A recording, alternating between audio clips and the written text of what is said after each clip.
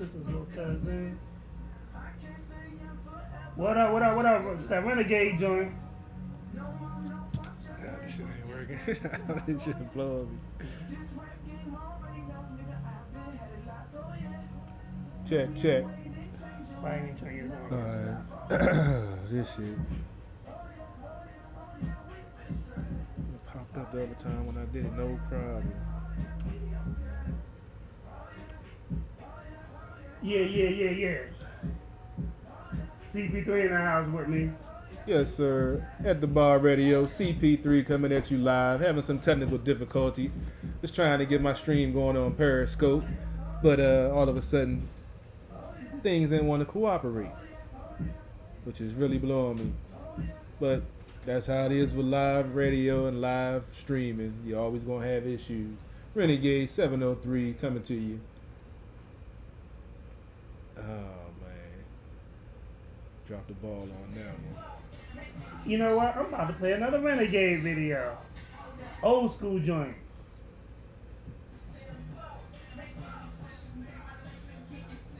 A lot of y'all niggas don't be putting work in like this.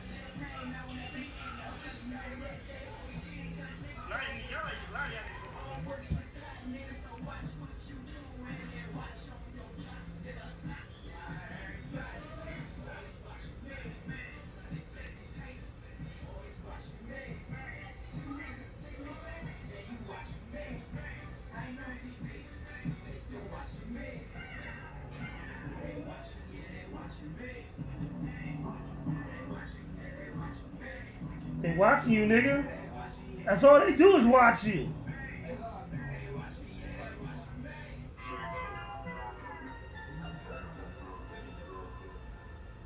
We live on IG, baby. Come on. They are.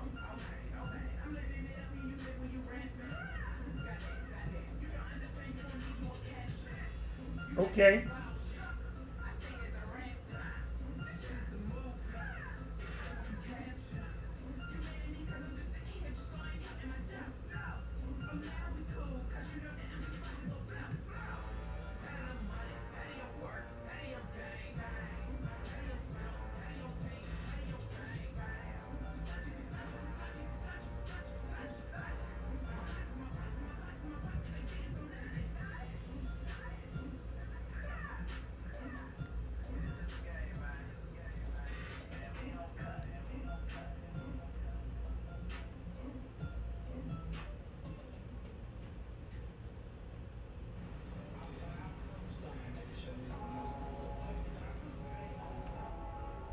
Yeah, that's my boy Super Cool Cat.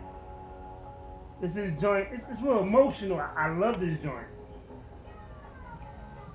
Yo, you know we're gonna have to talk about Jacob Blake today. You know we got to talk about. I gotta talk about R. Kelly getting beat up in the cell, trapped in the cell, part 6. That's going to be an interesting story, I bet. When they hit that high note when he got his butt beat. Ooh. And of course we gotta talk about Chadwick Boseman. Rest in peace, Black Panther. Yes, sir. But just enjoy the video for right now. At the Bar Ready, it's 151. CP3 coming at you live. Trying to figure some things out, boy. Technical difficulties are crazy during the live show.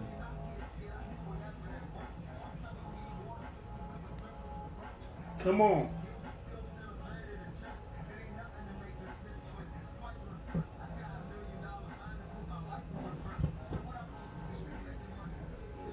Get it in.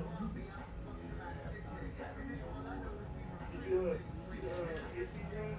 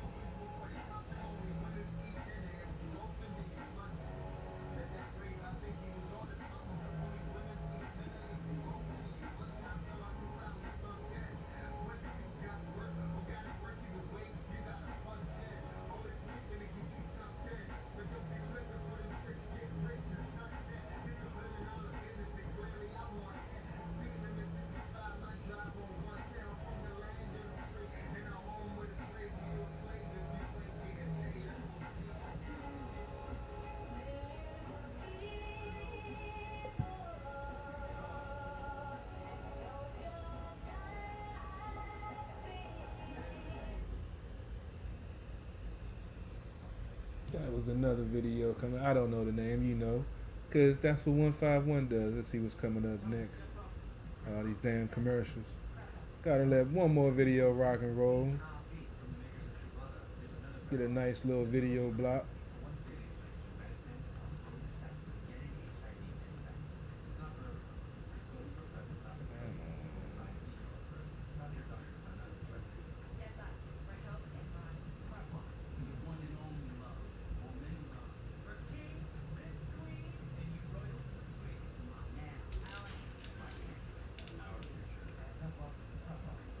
Don't you hate YouTube commercials that you can't skip past? This is ridiculous. And I'm not on my machine, so I'm not sure how to get it to the next one. Hey, 151, we having some technical difficulties with your YouTube commercials. You gotta love live streaming and live radio. We at the bar radio already getting turned up. As you see, we having a couple of technical things going on. Last week we had a couple of things going on, but you know how it is. But you gotta love it because it is do what we do. I'm trying to get your joint up off of there, and I couldn't figure out a way to get it off of it. Boy, it's been a long day.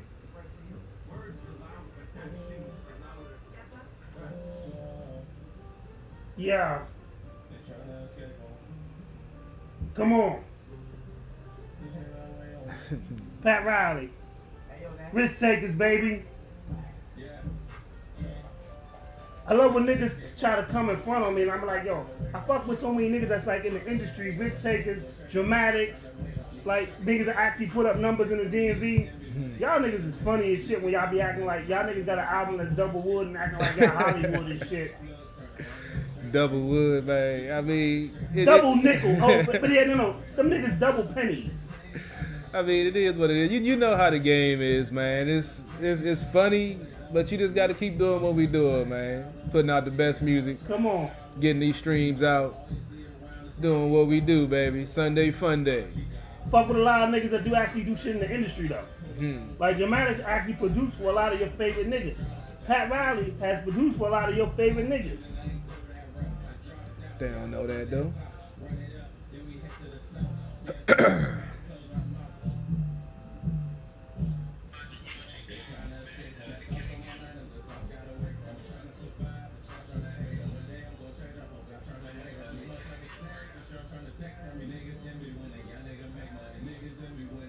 Come on.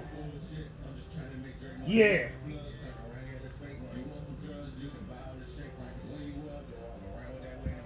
Shout out to Eric Kusa clothing line. What? My nigga Toe Griffin right here. That nigga vicious.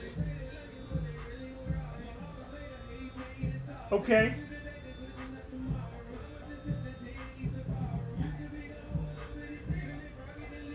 Shout out to my people, Toon Squad hitters, baby.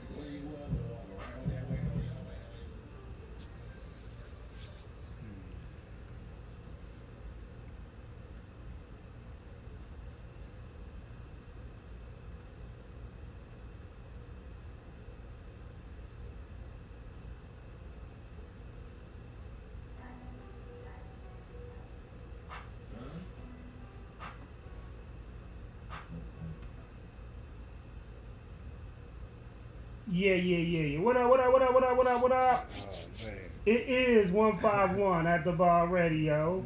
I am here with CP3. You know it. We're broadcasting from a bar close to your baby mama's house.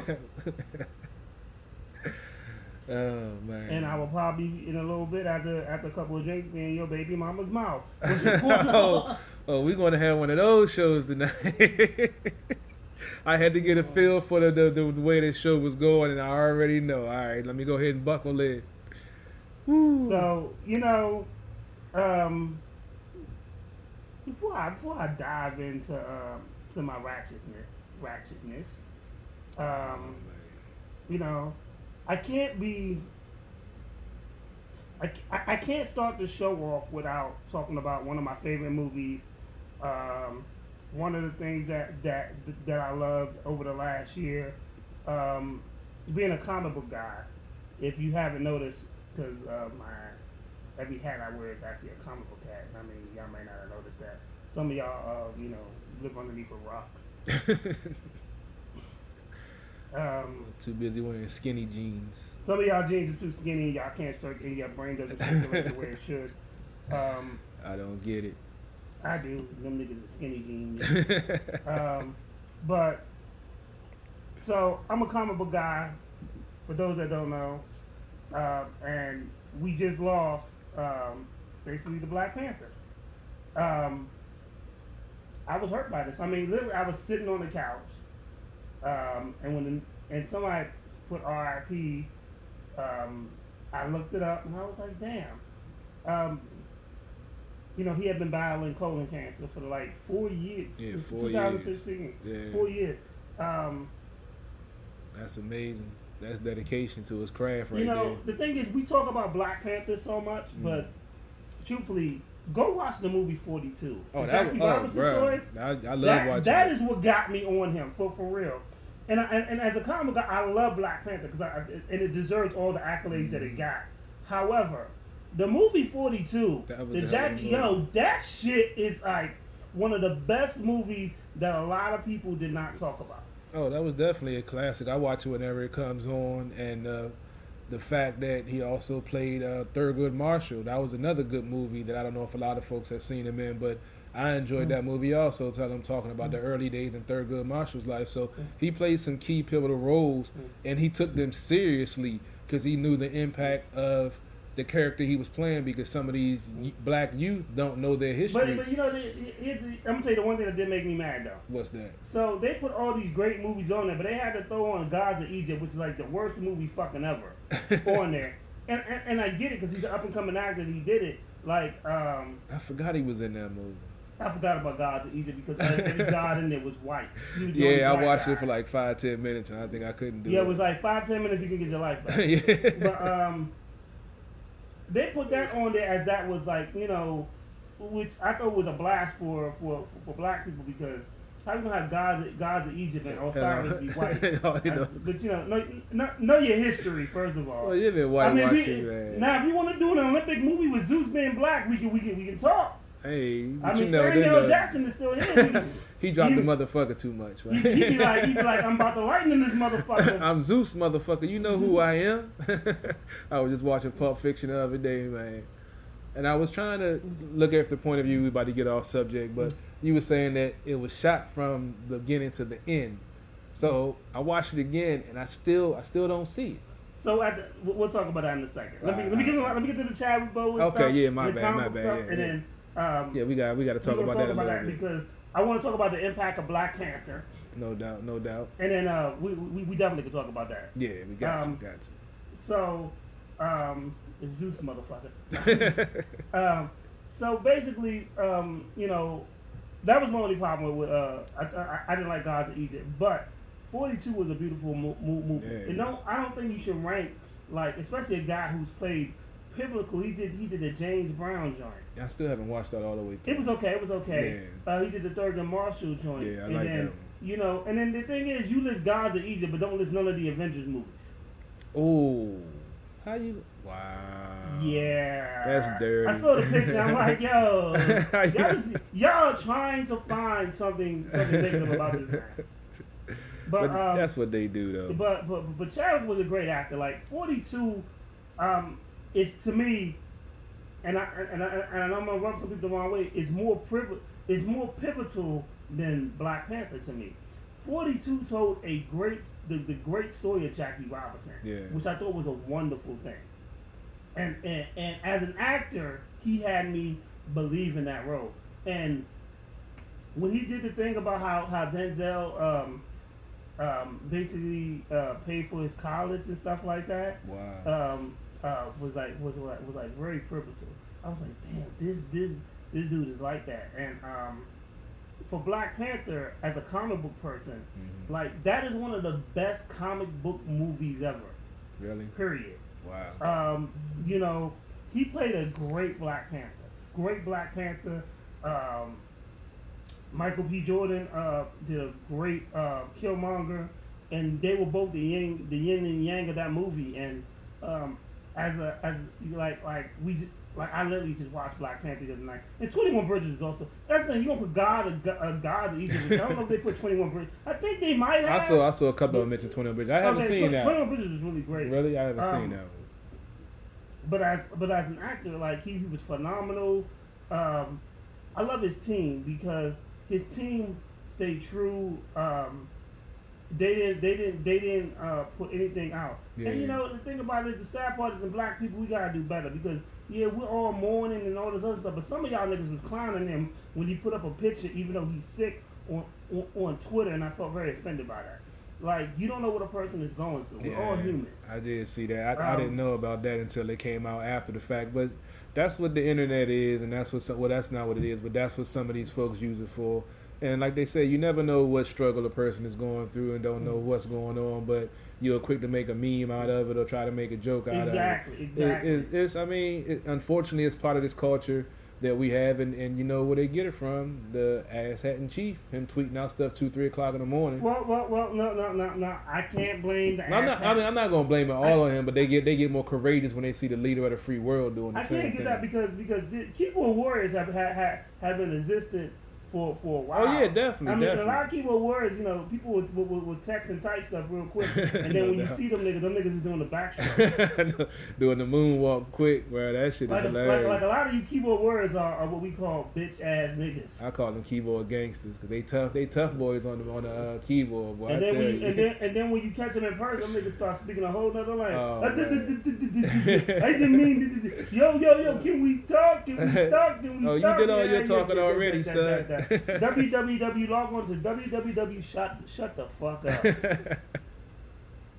Like on some real shit. Oh, it's cool. It's all in fun, man. You know, but yeah, I mean, keyboard warriors do what they gotta do, and it's a sad thing. Yeah, it is. You know. But getting to him, I also saw something that Felicia Rashad actually was speaking when he was going to Howard, and she saw his potential, and she was actually a mentor to him in his acting career. So that's something I learned just by reading the article the other day. I'm not a comic book guy, but you know, it took me a while to see Black Panther. It's funny, Robbie, my white Jewish co-host, saw Black Panther before I did.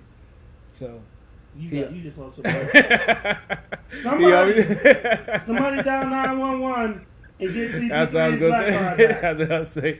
Robbie always used to clap like, I seen Black Panther. And how you gonna let the Jewish guy see Black Panther? Hey man, he was a comic book guy, man. You know, yeah. it took me a while to get around to it, man. I got a lot of shows that I watched that, you know, Homeland and stuff like that. How you seen Homeland but you didn't see Black Panther? That's some bullshit. Hey man, I was in Homeland for 8 years, man. I don't give a fuck. But he played some very pivotal roles. I didn't know much of his background. Unfortunately, like, you know, most, I didn't know about his background until after he passed away. Yeah. But he seemed like a very interesting young man. He was a year older than me. Yeah, and he spoke at Howard. He spoke at Howard, and he also did a joint where he, which I thought was really great because I think he graduated Howard. Yeah, he graduated from Howard. So he spoke at Howard in like 2000, I don't know, 16, 18, one of the two, and he gave a very moving speech. When I look at some of the stuff that he like accomplished over his career, I thought it was brilliant. I mean, Black Panther gross, I think, is one of the very few movies that grossed over like $1 billion that year. Yeah, everybody was seeing that joint. And it brought out a lot of black pride. I remember people going to Black Panther and finally wearing their African outfits that your grandmother gave you. Yeah, dusted that joint off real quick. Yeah, you know, oh my God. I don't know where I'm going to wear this to. Oh, Black Panther came out, let me wear this. Let's go wear the Black Panther party real quick. I mean, some of them probably won't wear it to Black Panther 2 come out, but you know. Yeah, that's going to be interesting. I wonder how that's going to work out. Well, in the story of Black Panther, And I'm gonna say some controversial things about this. Uh-oh. So when in comic books you get different writers, and different writers try to add on to the different mythos. So one of the writers, I think it was one of the writers that wrote Reginald, whatever his name is, wrote House Party. Reginald Hudlin. Yeah, that nigga. Yeah. I think he did. It might have been him. He did a part of the story where Shuri, the Black Panther's sister, became the new Black Panther. And I wasn't a big fan of that. I ain't gonna lie, I ain't read that shit. But I think that they may go with that in the direction of the movie. The actress who they play Shuri, she's really cool. Yeah. I think they could, because the question is, who could you get to replace him in that role? Like that's like that's like trying to replace Denzel Washington in Training Day. That's trying to replace Denzel. Like if someone said let's do a Glory remake and we want to replace Denzel, like who the fuck you gonna get to replace him? Yeah. It's a hard thing to do. Well, they're probably going to try to change the storyline somehow and put their own Hollywood spin onto it. So I mean, and not to cut you off, I'm sorry about that. It's good. It's cool. It's possible that the one thing about the Marvel movies are depends on who's directing it, but they do a good job of keeping comic book geeks like me happy. They stick to the storyline. Fans like you happy. Yeah. So they give you a good mix where definitely. We're gonna do the Infinity Gauntlet, but we're gonna do it a different way so that motherfuckers can actually understand it. Yeah, that joint was tight. Yeah. Like when Infinity Gauntlet came out when I was a teenager, that shit was like 27 comics. Damn. Nigga, that was a lot of reading. Damn. It's like damn. And they put it into 2 movies, but that was smart. That's a lot of shit. Yeah, that was smart because it definitely kept me intrigued. Like I said, I'm not a comic book guy. I didn't know nothing about none of this, but I vowed after our bro, our GOP passed away that I was going to watch all the Marvel movies. So I got the Disney Plus from my man 151, and when I was in the house, man, I was watching every Marvel movie I can get. He's streaming anyway. See, right now he's fucking up my reputation because now he's telling him that he got it from me. And now, how I'm gonna be online talking about I'm an asshole, and he's talking because we asshole brothers, man. You know, yeah. Shout out to Lady Razzmatazz. She's always a good supporter. She's always watching. She's out in New York. Yo, send me some music. Email me some music. I got you. I'll play you. If you got a video on YouTube, I got you. I'll play you. But go right ahead. What you saying? They got me looking all soft and shit. I'm just saying. Got me teary eyed. He look out. Say. He look out for me, I look out, and that's what brothers do, man. We partners in this in real life and on the air, so it is what it is, man. But I appreciate the whole fact of that whole Black Panther movement because you did see more Black pride and you saw more folks appreciate being Black and having someone to represent them on the screen as a superhero. Yeah, on the real, the theaters were packed. Yeah. And the thing about it is, though, I kind of like how they did Black Panther. Like I said, I really loved how they did Black Panther because it showed us in such a great positive light. Because people forget. I haven't felt that way since I watched Remember the Times. When, damn, we are kings and queens. Yeah, true. We come from that. And no disrespect, because when there's like, Hancock was a good movie, okay? Yeah. With Will Smith. Yeah, I like that. But at the end, like, nigga, he was his queen was a white girl. I know you like white girls. I'm just saying. But, I mean, come on. Yeah. Got some chocolate in this motherfucker. So Hancock, I forgot Hancock was a comic book. And the other thing was Blank Man. Get the fuck out of here. Like, I like Damon Wayans, but I've never watched that movie. Get the fuck out of here. That was an actual comic for real? No, it was a bad idea from Damon Wayans. Oh, I was about to say, I thought it was an actual comic. I was like, that's crazy. But it was based on a comic book. But he made it as a comic book premise. Yeah. I mean.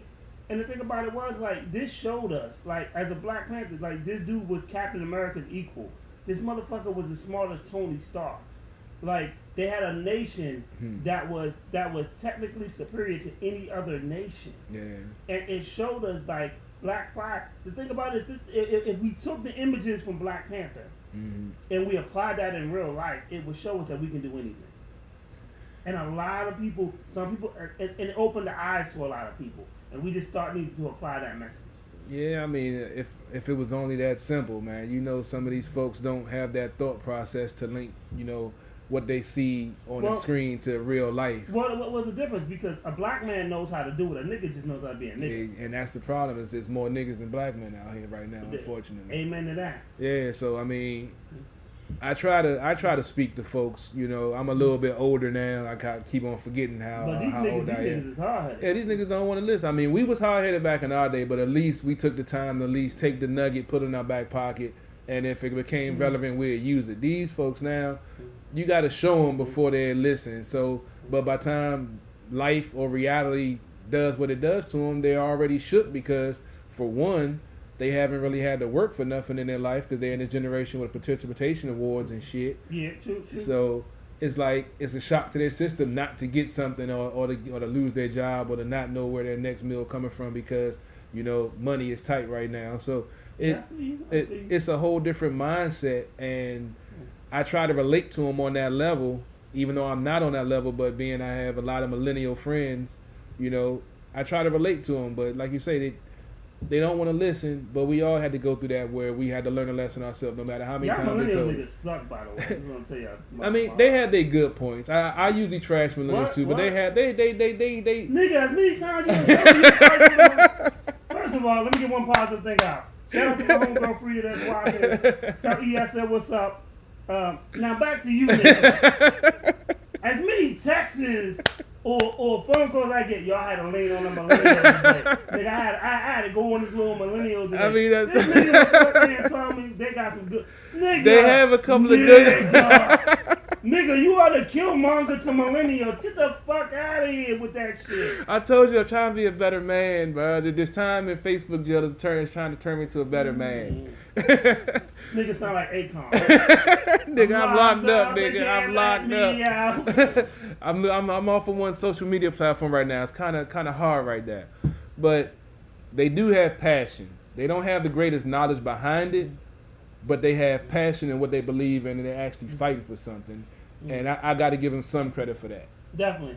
So, one of our sponsors, I'm not even going to touch these little millennial motherfuckers. One of our sponsors, the At the Bar radio shirt that I'm wearing, the Sports on the Hill radio shirt that he's wearing, is done by my man Assad from Eric Kusa. Eric Kusa, baby. Top grade. You can look him up on IG, Eric Kusa. If you're paying attention and you want to know how to spell it, nigga, there is basically... You can look behind me. There's a logo on both pages. Yeah. But definitely go out and support. Like, real talk.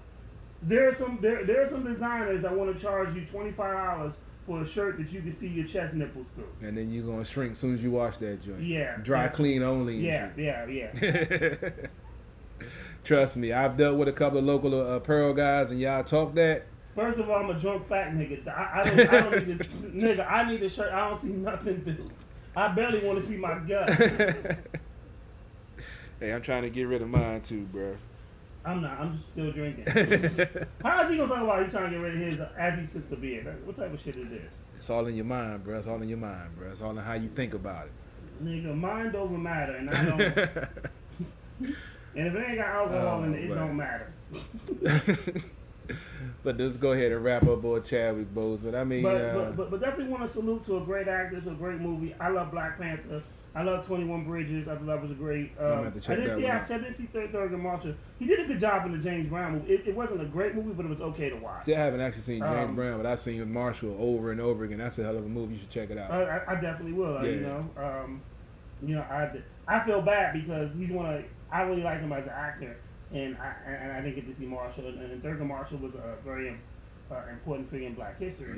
He played that role very well. Shit, he played that Jack. 42 is my shit. Yeah, I might have to go and watch that joint again tonight. Yeah, that joint, 42 is a good movie. I'm a baseball guy, so I enjoy a Jackie Robinson story. But this was the it's our generation. The soundtrack definitely played the role into, I know, my enjoyment into the movie.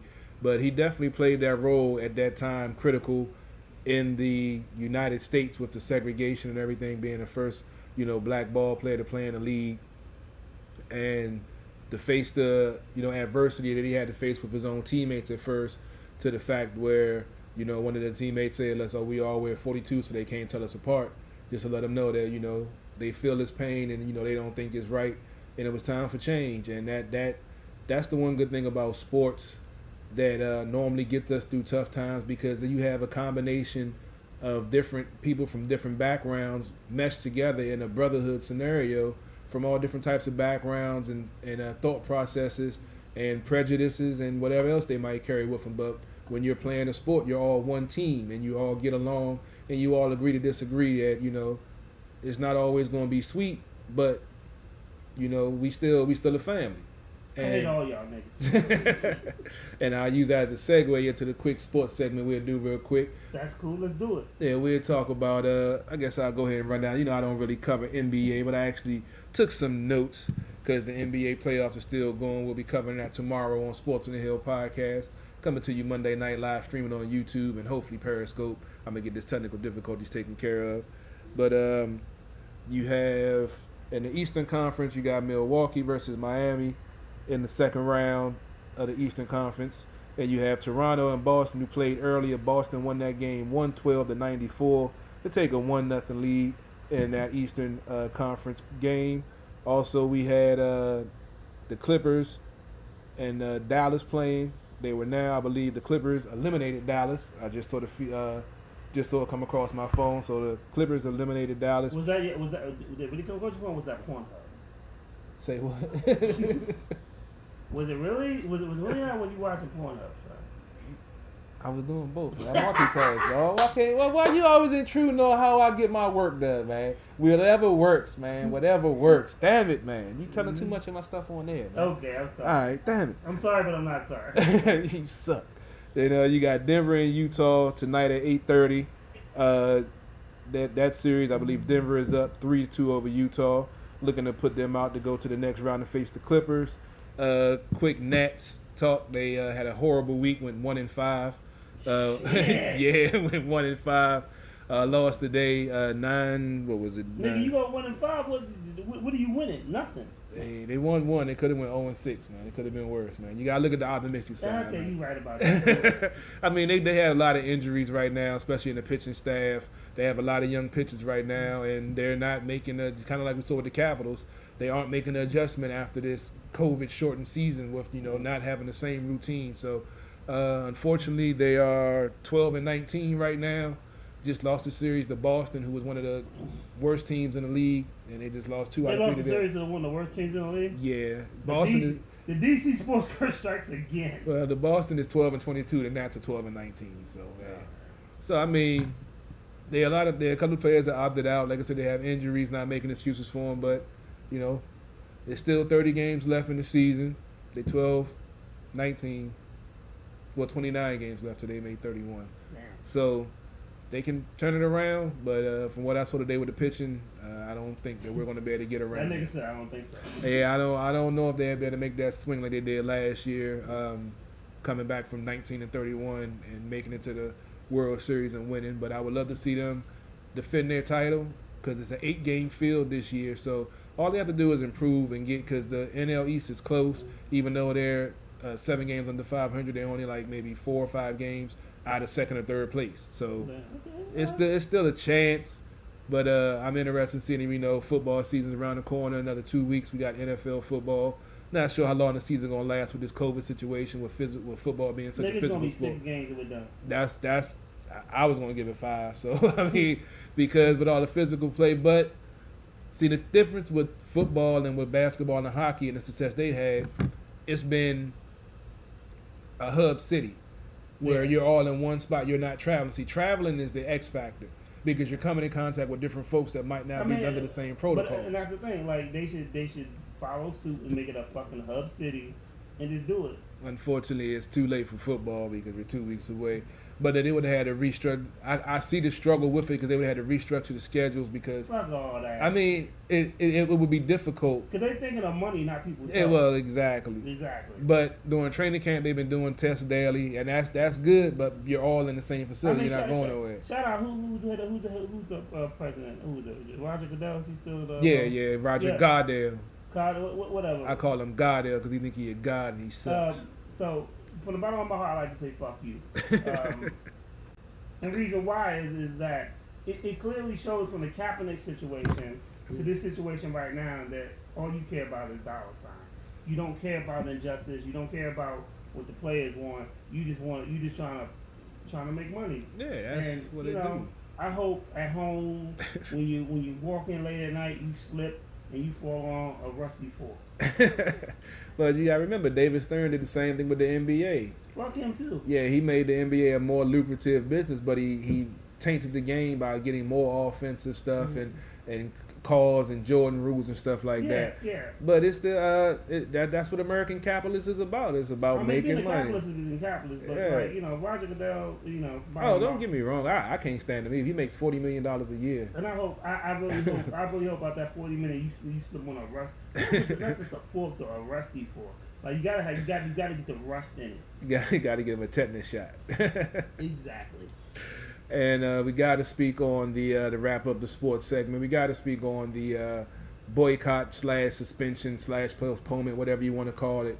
So let's talk about that because when hashtag Jacob Blake, and we talked about this earlier. My view was a little bit different than your view. Yeah.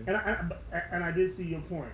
I think they could have done more personally. But your point was like this is a big stand for them. Yes, huge, huge. Here's my problem with that: NBA niggas. So, if y'all were black men, I gotta call y'all niggas because y'all ain't nothing but niggas. Because a nigga chases a paycheck, a black man makes a stand.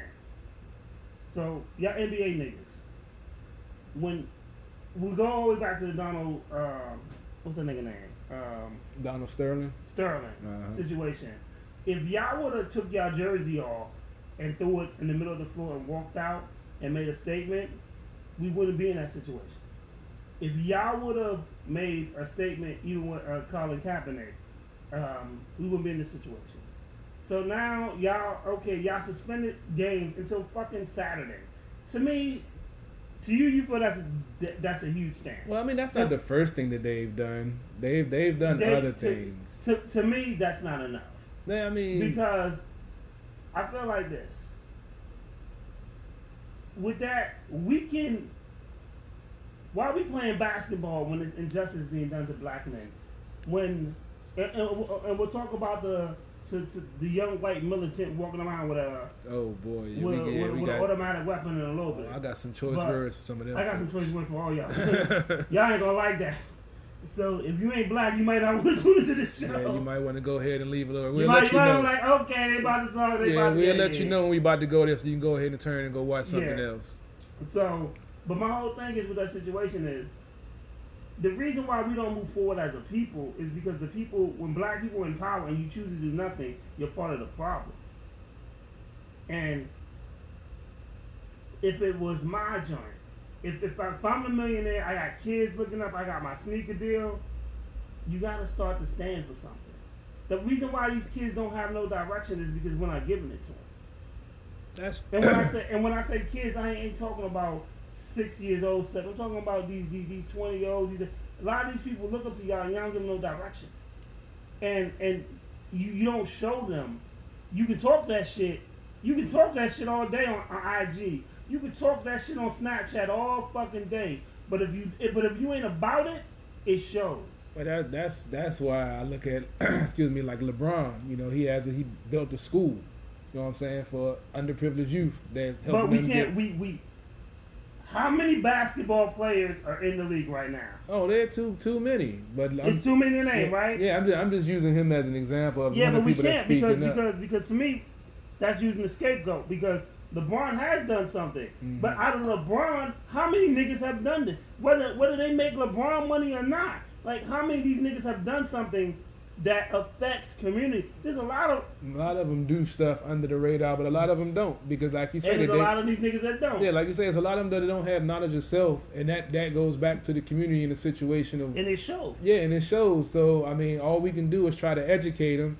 But by the time they get to that level, it's pretty much already too late, because you have to have that instilled in you to want to give back, to want to help build up the community that you came up in, that you had to struggle in, and a generation behind you was struggling in. And honestly, I call for what LeBron was saying. LeBron was like, fuck that.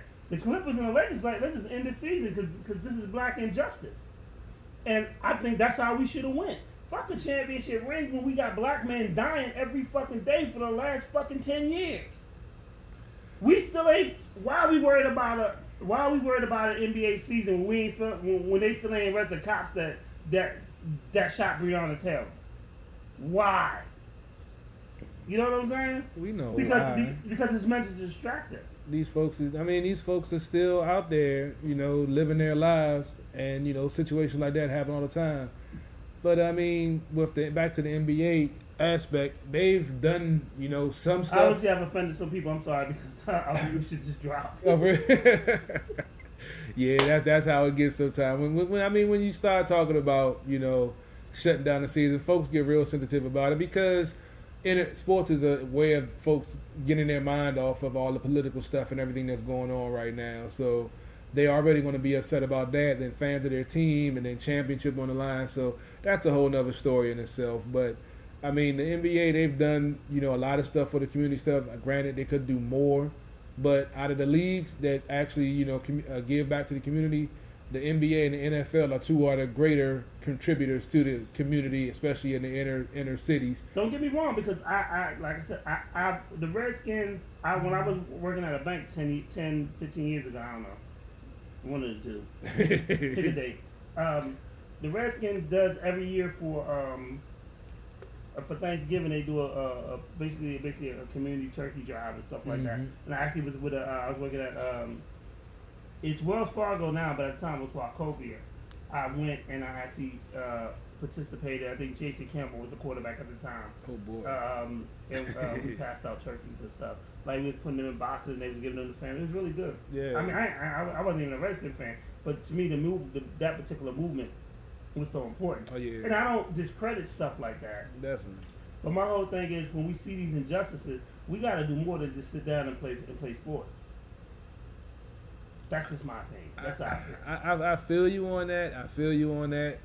But in that same aspect, excuse me, by playing sports, that gives them a platform to speak, just like they decided to take those 2 games off in the playoff series to, speak on it. And they're actually having a conversation in the locker room, having a conversation and, getting folks talking about it. Because if you're not watching sports, you're either mad and talking about why there's no sports, or you're having a conversation of why they decided to take off. So that's, to me, the first step in getting through all of this situation, because it's all about ignorance and about folks not knowing and being prejudiced and being racist because of what they've been taught or what they've been told.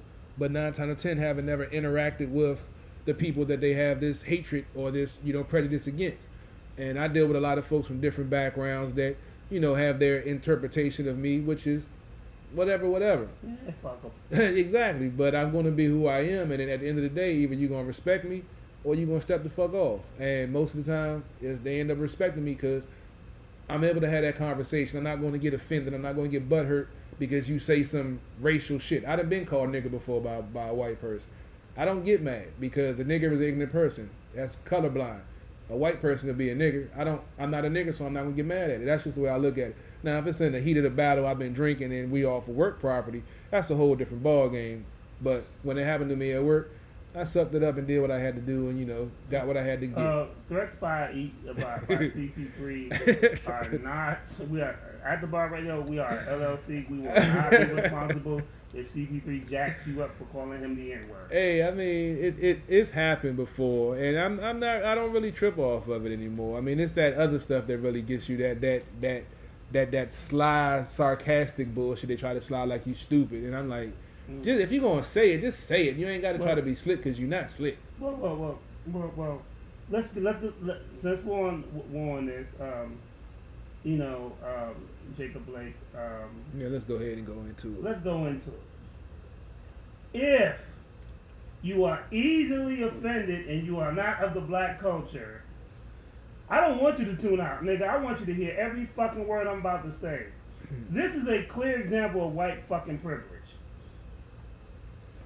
This is clearly. Oh, boy. I don't understand. Yo, I can't walk around with a cell phone in my pocket without getting pat down by a fucking cop. And you gonna tell me a motherfucker with a fucking semi-automatic weapon can walk, shoot 3 people, and walk to the cop and not no one say nothing, and that's not white privilege?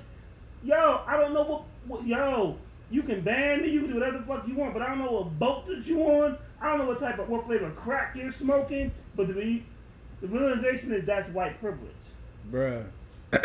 He broke several laws. First of all, he was only 17. In Wisconsin, to own that... I don't give a fuck if he was 6. No, the point is, he was supposed to be... to own that weapon, you have to be at least 18 years old. So he's already violating the law on that one. Cross state lines to so-called protect property that wasn't his. So you can't... In Wisconsin, you can't use that as a self-defense because you're not guarding your property. You went out there to shoot some black people. Exactly. But the thing is, they're trying to defend... saying it was self-defense. It was a mass murder. So first of all, if people are protesting, you walking around with a dog. Somebody said that he was running from a group of people. Yeah, because he actually shot into a crowd. So let me get to that. Oh, okay, go ahead. So you're running from a group of people. What armed man did you know runs from a group of people with an automatic weapon? Unless you did something. Like, dog, I don't... If I walk down the street in any hood, with an AR-15 on your chest. Not even an AR-15. If I walk down any hood with a 9mm in my hand, yeah. How many people you think are gonna walk up to me and try to rush me? Not many. Not any. Not none. Not if they love life, none. Unless you did something. They don't know. Yo, like, what would... First of all, black people don't run towards bullets. Nah. Unless you done did something. The only reason people could have been rushing towards him if he was firing into a crowd of innocent people and people were trying to make him stop. Period. Yeah. We as black people, you ever know, if you yell fire in a crowded theater, right? White people will run to see what's on fire. We are already in our car. I don't need it. Yo, you want to see what's on? No. Bruh, it's crazy how these folks are coming out trying to defend this so-called 17-year-old kid. First of all, He's a serial killer. First of all, let's get it right. Call him what he is. Don't call him a 17-year-old. No. Call him what he is. He's first a of serial all, killer. first of all, if he was black, he would be a thug. First of all, he would be a thug. He wouldn't be a 17-year-old kid. They're actually circulating photos of him cleaning graffiti off of the wall, so-called, to show his community service or whatever. This nigga couldn't spell graffiti. Yeah, but it trips you out how they flip the narrative when it comes to skin color. Now, if it was a black guy, they'll be talking about how he had marijuana in his system, or he had a charge of having a marijuana, or he got caught up or got locked up for that or whatever. It's just amazing how you see the mainstream media and some of these white folks are able to flip a switch in order to justify their prejudice. And being that I'm in Facebook jail, I just been able to scroll on my timeline, and I'm honestly shocked at some of the things I'm seeing posted that's defending this dude from shooting 3 innocent people that were protesting that got escalated because of the police force out there. And there's actually show video of the police force out there like pushing people down and hitting them with their baton in their head just when they're just walking down the street, not doing anything. So it's a whole culture that's going on, and it's frightening because it's like things are getting pushed to the point of having a race war right now because of the narrative that's getting spun at the top of it, with Ass Hat and Chief talking about there's good people on both sides and not condemning, even speaking about this incident in Wisconsin, which is basically, silence makes you complicit. And the fact that his base and his followers can identify with that and don't see a problem with that is it just shows the true identity of this country that's finally coming out. And that's the one thing I said about First of all, we can't even say the true identity that's finally coming out. Nigga, like I said, I've been in Alexandria, Virginia for years. When I first got to this motherfucker, they have a Confederate motherfucker that was sitting in the middle of fucking Washington Street for over 30 years. That's like dog. Like, nigga, they done told you they don't like us. Yeah, that's, like I said, that's what you saw every day, but most of them doesn't see that blatant in front of them. And they still believe that America the great BS, and still believe that, you know, things are equal, and if you work hard and you do this and do that, you can get that American dream. And that's bullshit. It's all about who you know and who you can get keyed in with and proper timing.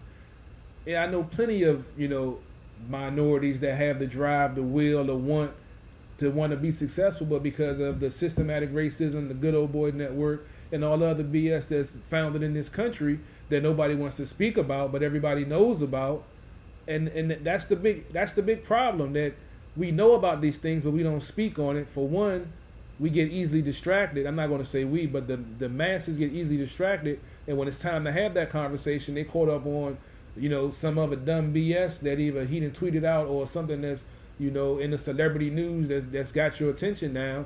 We have to hold these folks accountable. And we know what it is.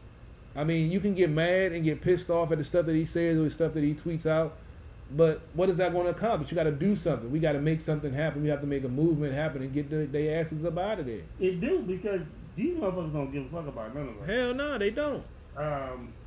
And that's the crazy thing. It's sad. It really is sad, because we do a whole show just on the injustice of black people. I mean, it's, you know, like this man, he's paralyzed right now. It's sick. They finally took the handcuffs off of him. Yeah, that's crazy. They even had him in handcuffs for the first of all. Exactly. He didn't even commit a crime. They were only thing that I have to say. I got a question though. What's that? What happened to the cops that shot Breonna Taylor? They still out doing their thing. They ain't never had handcuffs on their wrists at all. Exactly. But this whole situation, first of all, I wouldn't have tried to break up a domestic disturbance, especially with your kids in the car. Not that I'm blaming him. Don't take it as that. This is the narrative that I'm hearing from the other side. And these people don't love us. We are the only race that's guilty until proven innocent. Exactly. But the thing I was going to piggyback off of that is, they said he should have complied, should have stopped, which I agree with. But at the point he's shooting 7 shots in his back because you thought he had a knife, that doesn't seem plausible to me. Because I've seen some videos recently when I went to go look. But you can't tell me that when the same fucking police department let a nigga with an AR-15 walk with a fucking neck and ain't say shit. True that. Like, dog, you can't tell me that. I agree with you. And that's the issue. You thought he had a knife versus you saw a nigga with a semi-automatic rifle to his chest. We're a perceived and no threat. one arresting his nigga. Yeah, we're a perceived and we want to threat. make this dude a victim. Get the fuck out of here with that. We're a perceived threat from birth. Exactly. And it's sad. But like I was saying, I saw videos of white folks that didn't comply with the police when they told him to stop, actually got in their vehicle, and the police officer put his gun down, put his taser down, started talking to the dude. He didn't shoot 7 times. He didn't have fear for his life that he had a knife. It's crazy. During the whole Mike Brown, Trayvon Martin situation, there's a story, and I remember posting it, of a white female that literally got out her handcuffs and stole a police car. Oh yeah, I remember that. Yeah, I remember that. Yeah, and she didn't get shot. The fuck? So, I'm not saying go out here and shoot people, but why are we shooting innocent people? Sean Bell, we remember you. It's this goes back to one of the things that's come out that nobody really speaks about. Or in the early I think I said it on this show before. In the early 2000s, they had a police shortage. They lowered the restrictions and raised the pay to try to get more recruits. At that time, the KKK put a message out to their people, hey, go join the police force, we can kill some more black people and you can get paid doing it. So all the stuff we're seeing now, I feel, is the ramifications from that movement, because the KKK have came out and said that, yeah, we did do that. And that's what I think you're seeing now, is these folks is coming out to the forefront because of you know, they feel like they can get away with it because they use that I had fear for my life or, you know, imminent danger or whatever, you know, police rules they have. And they know that the police unions are going to back them. They know that the DA is going to back them because the DA needs the police to make their cases. If you start prosecuting police for doing wrong, those other police aren't going to assist you in doing your job, and then they're going to get you out. So it's that thin blue line bullshit. Like I say, the unspoken stuff that we know about that doesn't get spoken about.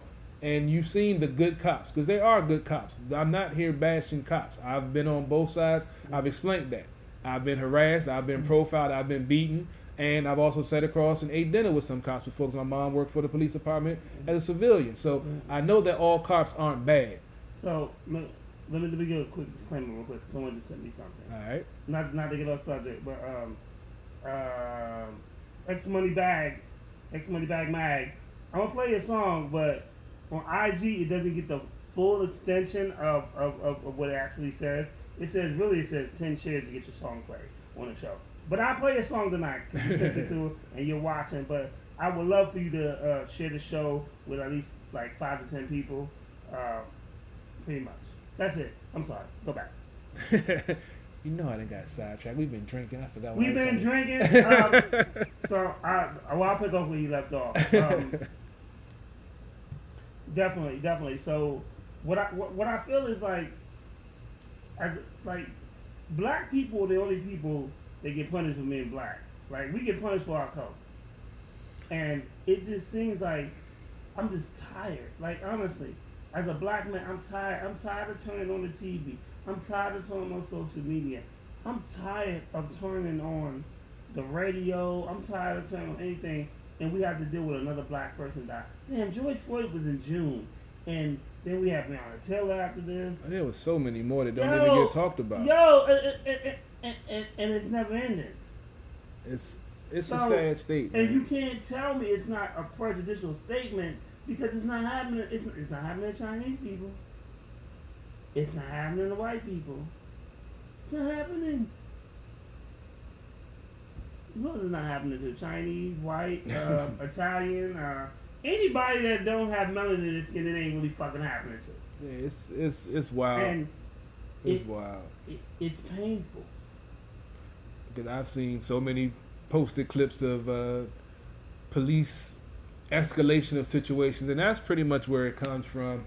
That you have these young, inexperienced folks that feel like they have to prove a point and make a name for themselves, and they escalate situations. I've been in several situations where I was in the wrong. Don't get me wrong, I was in the wrong, but because the way the officers handled it and the extremes that they went to so-called prove a point, I was able to use that in my advantage in my defense and was able to get off on whatever, you know, alleged charges that were going to be levied against me. But that's the good thing about prejudice, because you can use it against folks because it's an automatic response to them. So if you have the right mindset, you can use that against them. Like myself, like, you know, if you get pulled over for being inebriated, they ask you to say the alphabet backwards, right? Yeah. I actually practice that when I've been drinking. So if I do get pulled over and I haven't been drinking, I know I can do it. Fucking alcohol. Hanging with you, man. I'll be learning tricks like that and shit. Shit. I gotta throw you under the bus, nigga. Now we just blaming 151 for shit. All my alcoholic problems started when I started hanging with him on the regular. That could be true, though. Exactly. We started hanging. Next thing you know, I'm going through. I mean, you walk in my house, I have literally a graveyard of liquor bottles. Not a graveyard of strippers, but liquor bottles. Okay, so I'm telling you what we're gonna do. Where did that come from? Mm-hmm. It happened. Shout out to my man Wally B. So we're gonna play my man X Money X. We're gonna play the motherfucker who just sent me the song. And I'm gonna tell you right now, I hope you sent me some fire. Because if not, we gonna talk. Because if that shit is trash, I'm going to trash it. I'm be honest with you. That's what we do here on At the Bar Radio. So Real we about uncut, to play baby. that joint.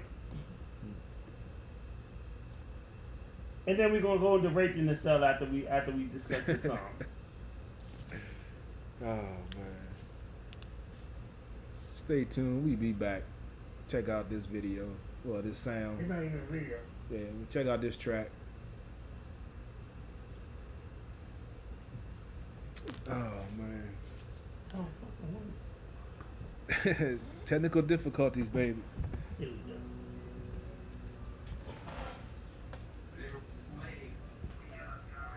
Okay, Local Slave, what's up? Let's hear it. Let's go. Yo, bring me one, please. Shout out to my man Wally B. Yo, look Wally B up on IG. That nigga is hot. Yo, his joint was rock.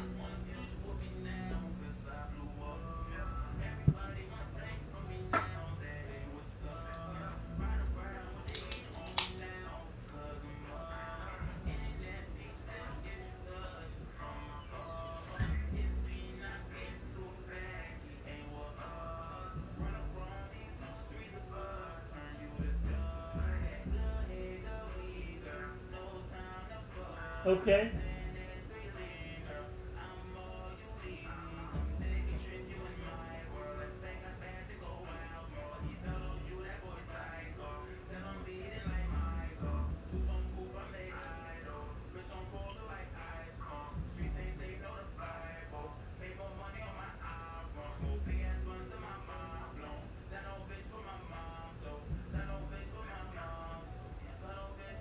Definitely, yo, Wally B top artist, y'all. Watch that nigga. Spotify, Apple, Tidal. Look for that dude.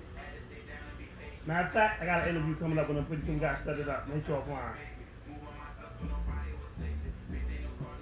And that nigga can perform live.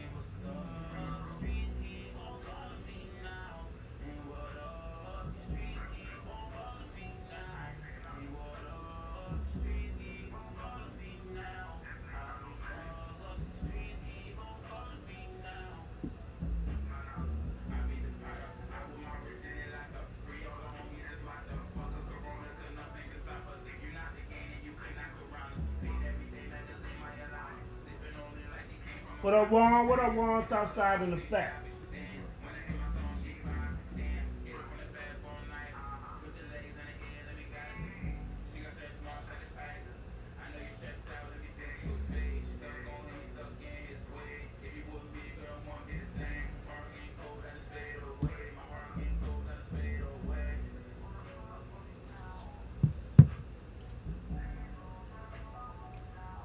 Okay, so let's say how I feel about this when this joint drop. That joint was alright. Yo, Juan, I appreciate you checking in. So, Little Slave, yo, this joint was actually alright. I feel like it's not a banger though. I feel like that I know you got a banger in you. This joint is good though. Like Yeah. I fuck with the joint, and I think the joint hot, but I know you got a banger. Like send me your best. No Don't doubt. send me your medium. Like I feel like you sent me your medium. Like Okay. I feel like you should send me some shit that was safe. That would be like Yeah, okay, okay, I see. I fucks with the joint, but I feel like you got a banger in you that you holding on to, and you ain't ready to send it yet. But I know you got like yo, the fact of the way that you structured this song, nigga, I know you got a banger. I need that banger. I fuck with that joint, and I definitely gonna play it. If you have a video, hit my inbox and put the link in there, and I'm gonna play your video next on next week's show. Appreciate But it. I really do. I like I said, I like the song. I like the joint. Like dog, if I ain't like it, I ain't gonna like it. I just like to put shit up mid verse. Like okay, let's talk about this shit. We done had a couple of good songs got sent in the last couple of weeks, man. We have. Yeah. You're right. You're right. But I feel like he has a better. I feel like he has a banger that he's holding on to that he ain't send me. You know that's how artists are sometimes. I know how artists are, but I'm gonna tell you, any artist, if you gonna send some shit, send your best, send your heat, send your shit that make me want to be like, yo, I gotta get this nigga for an interview. Like for right now, the joint you sent me got me feeling like, yo, I'm gonna play this joint a couple more times. I like this joint, but it ain't like I need to interview this nigga. That's some real talk right there. Like, and it's no disrespect. It ain't like making me jumping out my shoes. Like, and I love music that make me jump out my fucking shoes. But your work is solid. So I'm gonna tell you that now. I ain't knocking it, but I know when I hear it, nigga, I know you got a banger. And that Send a joint was banger. alright. You know, I don't have the musical ear that he does, but it was definitely, you know, a nice track. Like I said, we done got some good songs coming in last couple of shows, so keep them coming in. Appreciate y'all tuning in. Like you said, make sure you share the shows, and you know we'll play you on there, put your banger out there. And like you said, you might even get an interview, then you be on the show, man. You never know, man. Definitely. Let's see what else you want to get into, man. Man, we gotta talk about Snitch 9. Oh yeah, you was telling me about it. See, this dude, I don't know nothing about him until what you update me on his latest buffoonery. So let's talk about what he's done now. I mean, being from New York, I really feel ashamed that this nigga's from New York, to be honest with you. I didn't know he's from New York. Yeah, he's from Brooklyn. Oh Lord. Thank God I'm from Queens. I know y'all Brooklyn niggas is mad as shit. Y'all niggas be like, yo, we got Buster, we got Biggie, we got Jay, nigga, you got Snitch. That just discredits everything else right there. Take that, my Diddy boy. Damn it. So what's he done now trying to be So, big? he went to Chicago. Like, basically, he was, you know, the new song with Drake, right? Lil Durk, who's a rapper out of Chicago, basically spit some balls about that nigga. Mm-hmm. So he went to Chicago during daylight hours, first of all. So when niggas just troll, this is when trolling goes wrong. This is how I feel. He went to Chicago and he went to the alley or whatever, this place where Lil Durk cousin had died. And he was pouring out liquor for all the dead homies, walking around while promoting his new album called Tattletale. Hold up. Flag on the play, hold up. His new album coming out is called Tattletale. So he's promoting on being a snitch. So, yeah. My question is, first of all, why would you? We know what you are. Why would you make an album named that? And nigga, why not? Because we know the nigga Tattletale. And who's gonna buy it? Are folks still gonna buy it? Yo, motherfuckers is still rocking with this dude, and they still buying his music. Oh, come on. So my whole thing about that is that, so he did that shit, right? And then he did a video of another Chicago rapper, Lil Reese, who is supposed to like video of him getting jumped, and then they're shitting on himself after he got beat up by several people, and he was clowning him for that. Like, first of all, if you ever get jumped, like, dog, how you gonna make a video about niggas getting jumped and whether he shit on himself or not, nigga? Real talk, nigga, you was extorted by your own squad. Nigga, you was in the back of your car pleading for your life. Damn. So, how you gonna clown somebody? Wow. It's sad because and this is the problem with the penal system. A lot of people get out and don't realize they have a second chance at doing something great. And he could have been making impact. He could have been talking about, like, when Meek came out, Meek started talking about prison reform and stuff like that. This nigga came out and was like, yeah, I'm a snitch now. And I had, he did a video, he put a emoji with a rat's head on him. So like that's cool, and I think that's the wrong message to send people. Wow. I mean, Jesus. I didn't see, like I said, I don't know about none of this stuff until you tell me. Just the fact that he's taking pride in being the snitch, and like you said earlier, he got a lot of security. But it's just crazy, this new culture. Chicago's the murder capital of the world. Nigga, don't act like you ain't walking around like you ain't got security. Yeah, I mean, obviously he's, behind the security. I know they said they had him in, sequestered population when he was, doing his time or whatever. So, I mean, it's just hilarious, the stuff that's acceptable now that 10, 20, 25 years ago in our generation, we wouldn't have that shit. This shit would not be tolerated. And the fact that he's disrespecting folks, some his folks got killed in the alley, he's promoting the album in the joint and shit. I'm like, dude, do you know there are some crazy folks out here that will touch you for that? Yeah, just because they don't give a damn about life. You have something to live for, and you're choosing to be, do this bullshit. Like I said, I don't know nothing about you. I ain't never heard one of your tracks. I don't give a fuck about you. But the crazy thing is, you got millions of fans. and he got millions of people that pay attention to the stuff that he do, and then you don't do nothing. You don't do nothing to change the culture.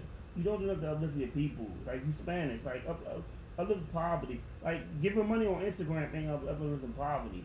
Start a program, do something, and and the thing about it is that if you don't humble yourself, you just gonna repeat the same actions. Like being a narcissist and stuff like that, it's gonna come back and haunt you, and it's gonna bite you. And then think about it, when he falls, it's gonna be a hard fall. Yeah, and most of the times it is, but that's what. Hopefully, I mean, most folks learn from that, but he's already taken one fall, and we see that he hasn't learned from it. So, what is it going to take? That's my thing, And these folks don't have don't fear the repercussions of their actions because they're living in the moment and not thinking about down the line. And like we were talking about, some folks move in silence. They're not going to be on social media, talking a bunch of trash. They're going to make their moves in silence. So when they catch you slipping, it's not going to be pretty. And by then, ain't no apologizing, ain't no coming back from it. And we've seen it over and over again. Not that I'm wishing any ill will on any of the parties involved, but when you're doing stuff like that, disrespecting folks, and they don't have that proper mindset to, just chalk it up and move on from it, and they feel like they disrespected and they want to do something about it. But here's the thing, it's not ill will when it's facts. Like, just because it don't happen today, tomorrow, or the next day, don't mean your past don't catch up to you. That's no bullshit. It's quoted to me a couple of times. That's another show. If you have a child, go ahead. Man, don't tell him to call that number. That phone ring again, man. I feel like I'm being set up. With a bad attitude, a bald head, could be colorblind. Hey, man, don't be giving all my trades. And likes to talk about sports for no fucking reason. Call 324 phone ring, bro. 6110. I felt like I'm being persecuted. That's a very big word. Hey, I've been persecuted before and prosecuted, damn it. I know both of them words. Oh, man. But, I mean, I'm just keeping it gangster. Like, honestly, like, stuff like that has a way, the universe has a way of working itself out. True, it just works slow sometimes, that's all. Definitely. It just takes a little bit long. But, I mean, like you say, you're going to get his eventually. Not, like I said, not wishing no ill will on him. But, I mean, when you're doing stuff like that, eventually it's going to catch up with you. Already you done snitched on folks and, said some stuff you shouldn't. So you already got to watch your back for that. That's why you got as much security as you got. But you got to realize some folks don't give a fuck. And they'll take that chance. And I know a couple of my damn self. Real quick, shout out to my homegirl Alexis. We just talking. Next week we got shout out to Limelight Management and Limelight Records. But I got like 3 artists that's gonna either call in or do a Zoom conference with me next week because I'm off from my 9 to 5, and you know what I do when I'm off from my 9 to 5 is podcast. Show every day, baby. Yeah, you know how it is. And when I'm not podcasting, I'm at somebody's baby mama's house eating all their fruit snacks. And drinking all the juicy juice. And the juicy juice is the shit! And the animal crackers. Well, animal crackers go that day. I'm taking, your son got 3 Capri Suns. I'm taking at least 2 of them shit before I leave. So I'm rolling, son. At least you left him one, man. At least you left him one. hey, my twins, I let that nigga none. Oh, that's fun. Why you gonna take 2 out of 3 of them, man? You done already took his fruit snacks. You gonna take his Capri Suns too? I'm taking Capri Suns too. Shout out to Alicia Love. Thank you for tuning in and supporting me, baby girl. I love you for that. Always good to hear from you. Oh man, you a fool. Man, I'm taking them damn snacks. Hey man, just make sure you leave the PS4, man. The kids need their PlayStation. I mean, I might take a game too. If you got the new Mortal Kombat and I ain't got it, that shit's going on. When you drop, I can believe that too. You know when you drop good meat off, you taking something with you. It's that bonus when you took care of business. You're like, go ahead. You can get it. I know you coming back. Yeah, I'll be back. That's when you ask those stupid questions like, baby, can I borrow this? The nigga asking he borrow your kid's game, it ain't coming back. I always bought it back, man. I always bought it back. Nigga, don't sit up there and lie. This nigga trying to make like he a nice thug. Like, how the fuck can you be a nice thug? Hey, man, I told you I'm trying to be a changed man, Ken bro. Washington, I know if you see this, yo, call in. Like, this like he a nice thug. Hey, man, I'm going through some changes, man. I'm getting older, man. I be 40. You say because it's a pay-per-view one and he ain't watching right now. I was that nigga if it was, I ain't gonna call in. Man, I be 43 this year, man. I got to turn over a new leaf, man. I'm getting older, man. Oh, Lord. Yeah, I'm trying to change, man. I'm trying to. I don't know why these niggas act like they reform thugs. Like, what the fuck is a reformed thug? Is that like a transformer? Like that shit. Trying to do work. better, man. Trying to use our powers for good, man. Mm-hmm. We've used our powers for bad for so long. We're trying to use them for good now. You full of shit. Hey, man, look. Yo, so I got an exclusive Renegade joint that he sent me the other day. Some new. Actually, I got 2 new Renegade joints. All right. Do I want to play both of them though? Is the question. Probably because it's my show. Might as well. I mean, shit. We premiere the best independent music around.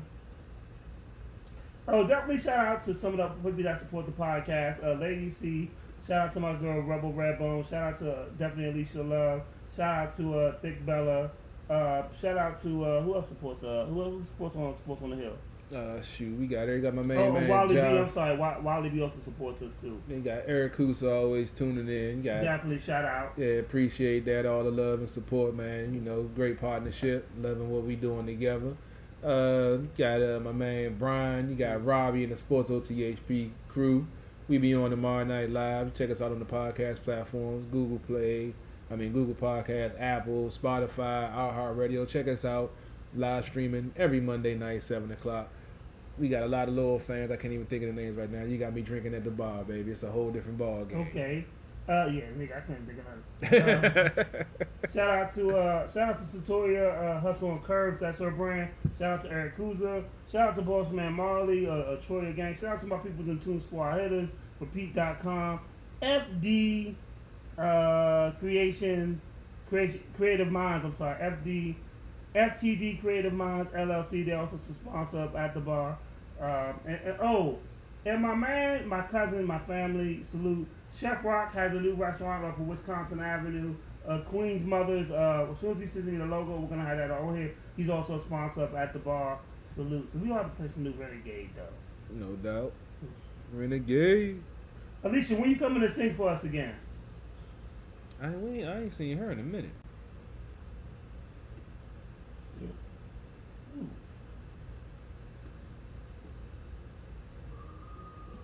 New Renegade, because it's my show. Yeah, I'm definitely, this is my show.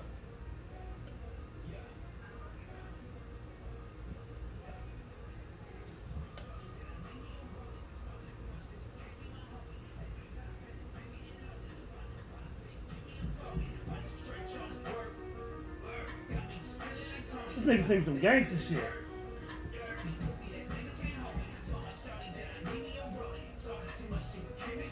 I know, love, we got you, you know.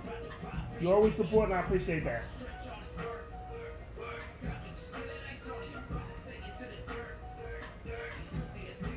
Okay.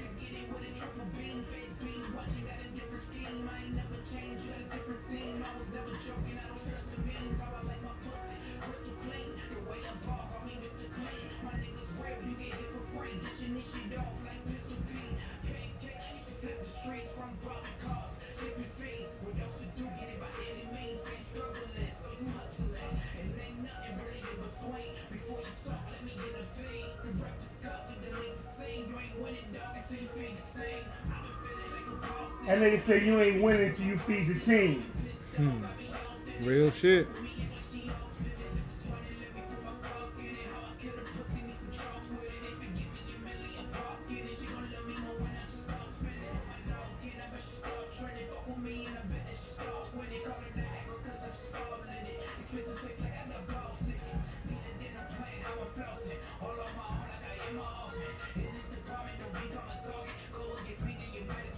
Come on.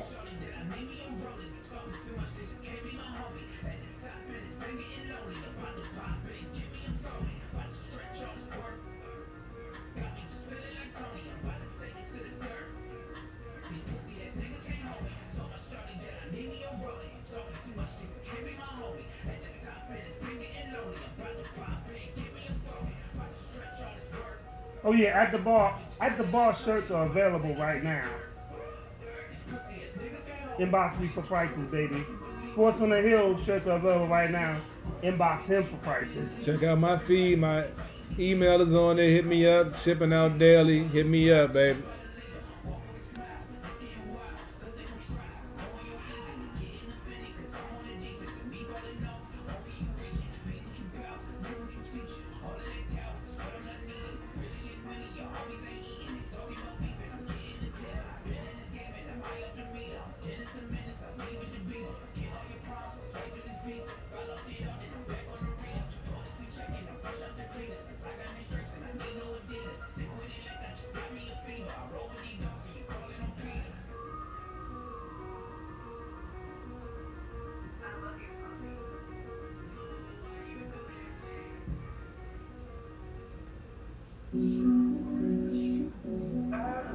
Yo, new Renegade, nigga. I just got this the other day. Produced by a nigga Sandman. Renegade 703, baby. Go follow him on IG. Shout out to You Got the Juice Now. What up? Thank you for joining us on IG, baby.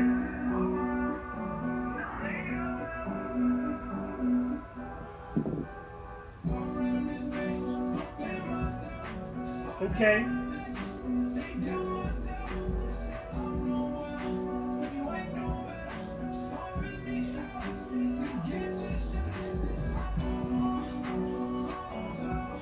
Okay. What up? Shout out.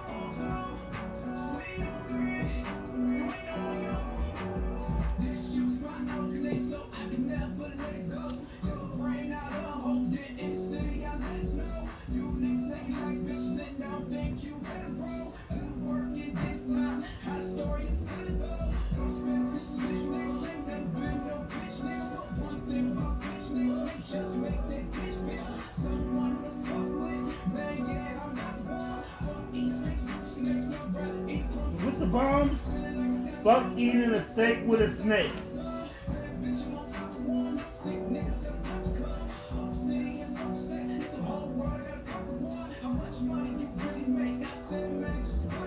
What?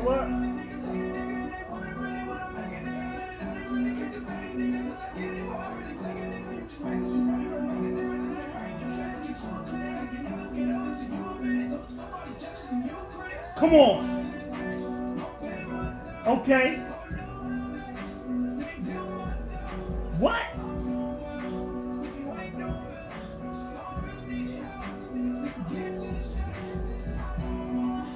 Yo, Renegade can not only edit videos, but he also mixes his own shit.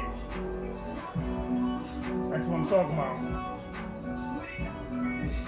Holla at me if you need studio time, baby. Come on. Okay.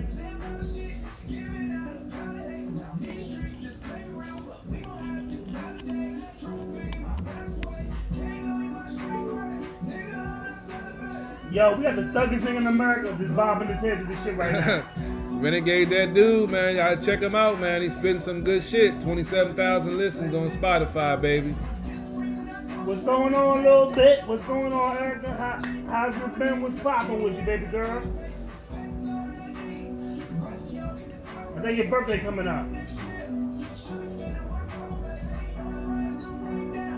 Let me get you a dollar store gift card.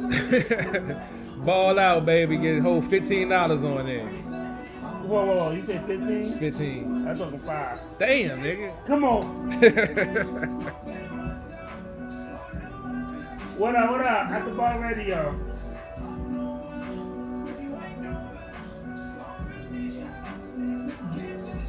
I was watching that joint How High earlier, man. I forgot how funny that joint was. Yeah, that's hilarious. Bruh. That if you got the DVD, go watch check How out High, y'all. go watch How High and turn the commentary on with Red Man and Method Man. I guarantee you'll die laughing more at the commentary in the movie. Nigga, High is a funny ass movie though. Bruh. I don't even smoke with High. Funny. Bruh, me and my little cousin, we know that joint backwards and I'm forth. about to make my joint called How Drunk. Oh Lord. Wait, we might as well, bro. We on that path right now, man. Starring me. And only me. How much alcohol is that going to take? Yeah, that's a good question. I need some corn liquor for that movie. Oh Lord, you gonna make me call my Atlanta connect? Oh yeah. You want that Atlanta corn liquor? Your dad and Uncle Gene's punch. Oh good. boy, yeah we did have It a good might be time. X-rated though. Shit, I can't be here for that, bro. We cool, we ain't that cool, bro. I'm sorry. Well, I ain't say I was gonna be doing X-rated shit. I'm just I'll be saying. filming a nigga. You might be the nigga we filming. Cause your idea of a Nubian queen is the same color as cream. I'm diverse, man. I like to keep my portfolio diversified, man. I don't just put myself into one corner. I like to have a vast gambit of selection in the soul varieties. What's wrong with that, my brother? Oh my god, this nigga is like 100% a all of old bullshit. I just went to the politician mode on you real quick, like man. Old bullshit, not old spice, but old bullshit. Hey, but that was a hell of a way to break it down, though, wasn't it? Yeah, it was. It was good, and think about it, it would have worked if it was anybody else. See, that's why I know. Anybody but this nigga named. They believe that shit when they saw it. They believe that shit when they saw it. You ain't believe it because you know me, but they believe that shit when I said it, man. Trust me. Yeah. Salute to Black Ghost, who we interviewed last week. Last Sunday? Yeah, last Sunday. Yeah, last Sunday he actually did a good job, and he actually reposted it. However, it's at the bar radio, not the bar. Oh, he changed that. I saw he had over 12,000 views when I checked on that joint. So I do salute him for that. Yeah, appreciate that. Good look. So a lot of artists forget, like when you come on these podcasts and stuff like that, it's all about network. You need to network with.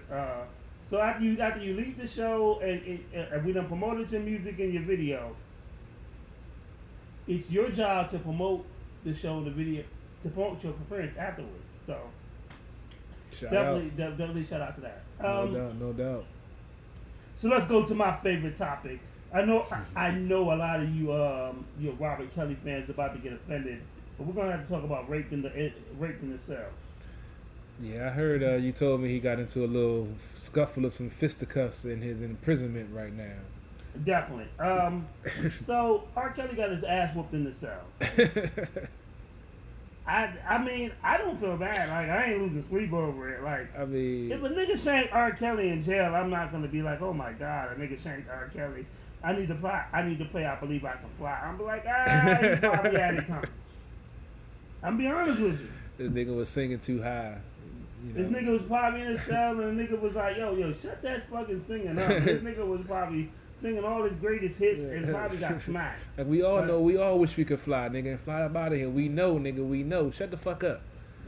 I mean, it's surprising that he hasn't gotten more ass whippers in jail with the fact that he. I mean, he's a child molester. So exactly. Like, I mean, it's one of those things, and he's just like narcissistic. So I'm just surprised that it took this long for a nigga to whoop his ass. To be honest. Honestly, true. Many times he'd have been locked up. So I mean, like I say once again, I'm not wishing ill will on anybody, but some niggas deserve it.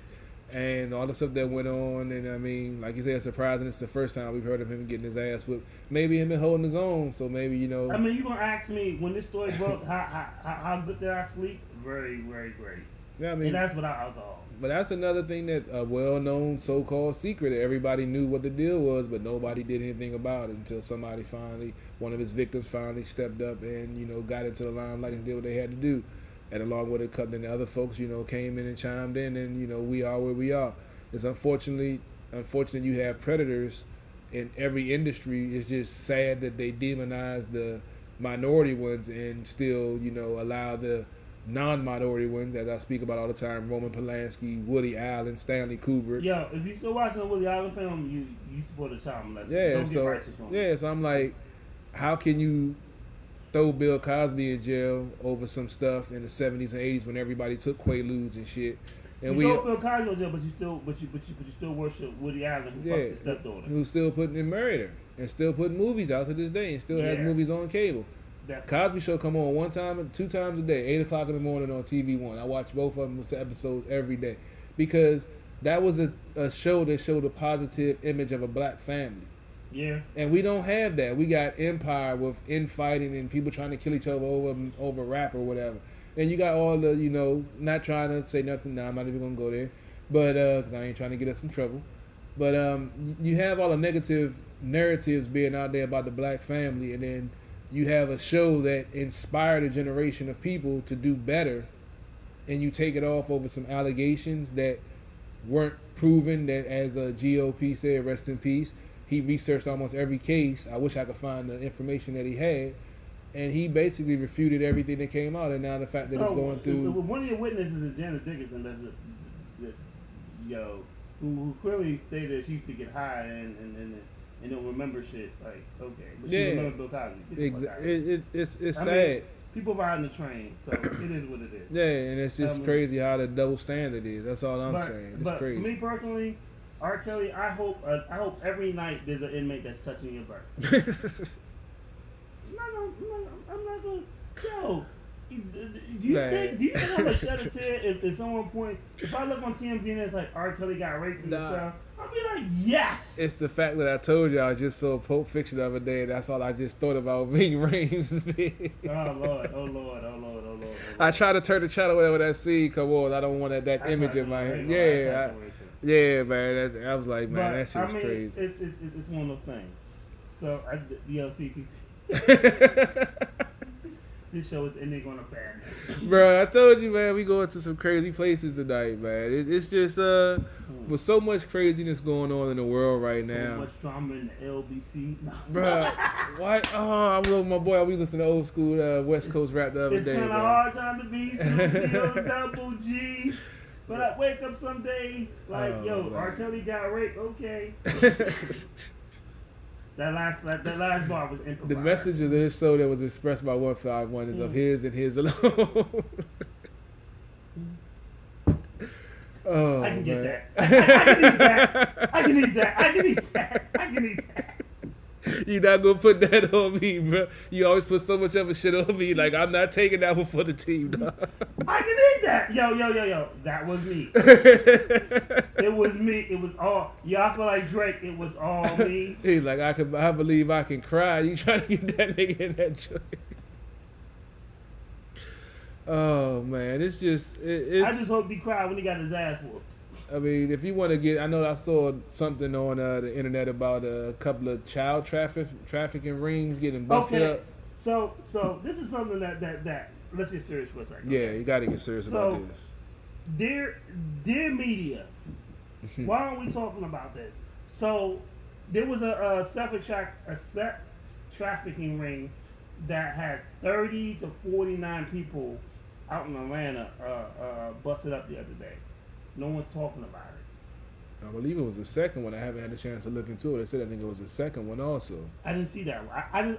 I wound up seeing this. I saw somebody posted on IG, and I wound up researching it. So it was like about almost 39 to 40 people. And why aren't we talking about this on a daily basis? Crazy. We need to save our babies, and it's a concept. We need to save black men, and we need to save our babies, but no matter what color the babies are. And part of the sex trafficking ring was not just black people. It was I think it was Chinese, white. It had all people. Anybody that's part of that, y'all disgusting. I don't care what color you. Dog, you can be as black as my couch. You can be as white as snow. You disgusting. It's a sick group of people that, unfortunately, with technology, they can operate on the dark web and get around some of the safeguards of the regular internet and do what they do. We've all seen the specials, and we've all seen how they operate. My biggest problem is this with media.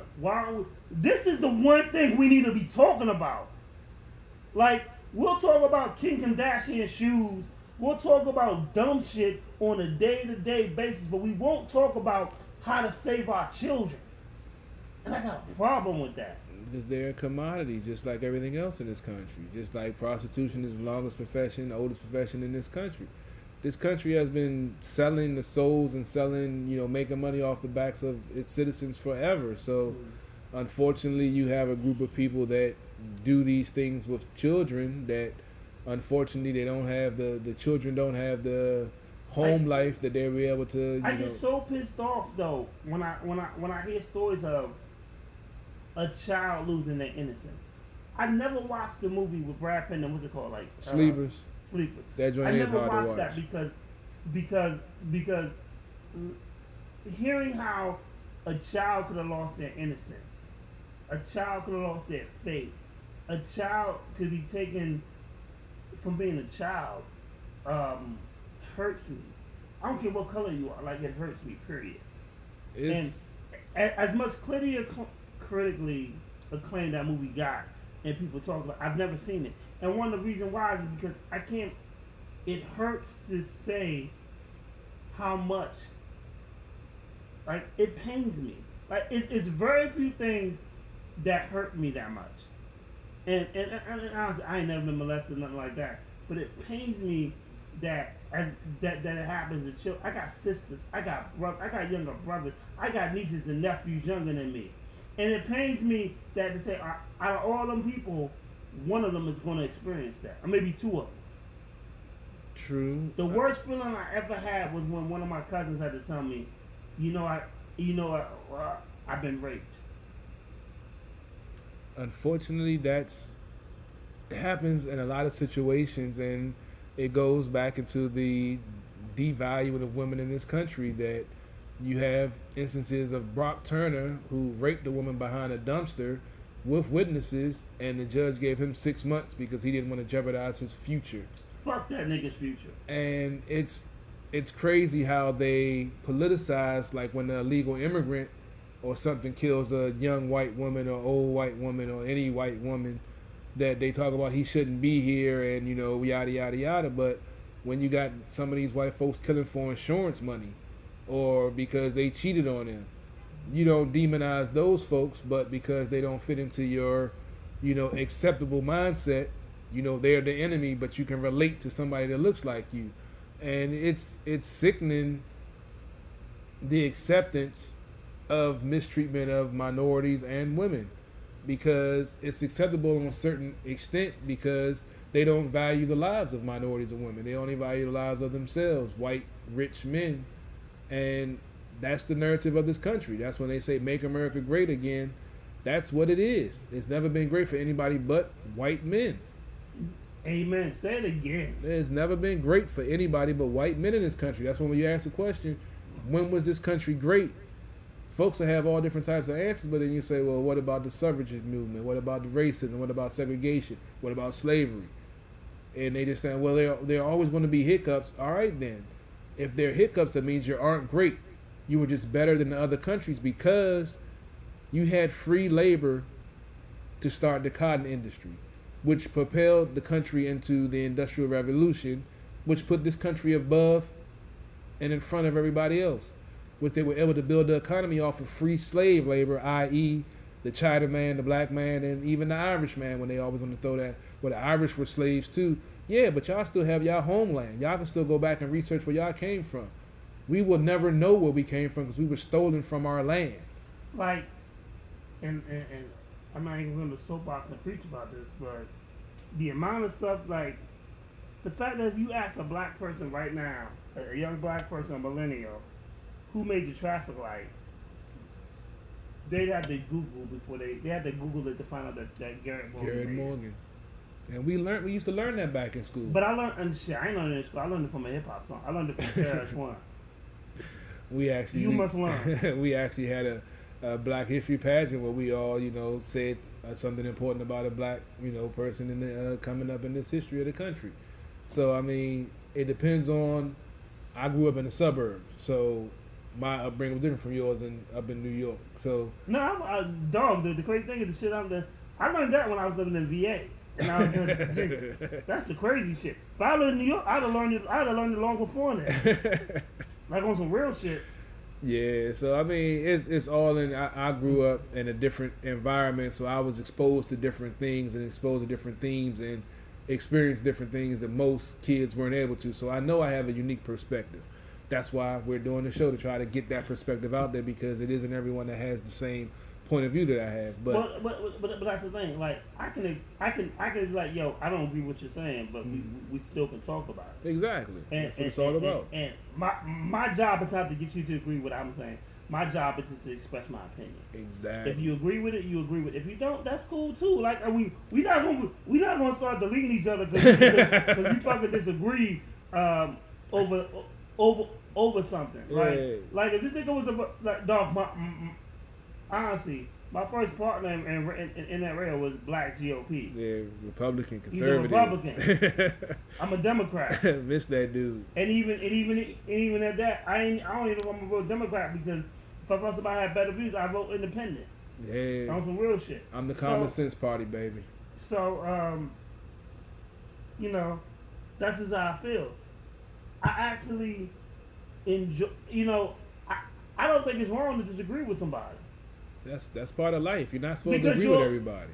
And that's true. Your opinions are gonna be your opinion. Like what you just said, and I was like, well, I grew up in Alexandria. Like I'm from New York, but I grew up in Alexandria, and I saw a different level of racism that I didn't even experience in the NY. Like I remember in the NY, protesters coming out and Klans members coming out and protesting and black police officers having to protect them. But I've only been called a nigga walking down the streets in VA. I've been called nigga several times. Like I ain't, a car rolled by and was like nigga and rolled off.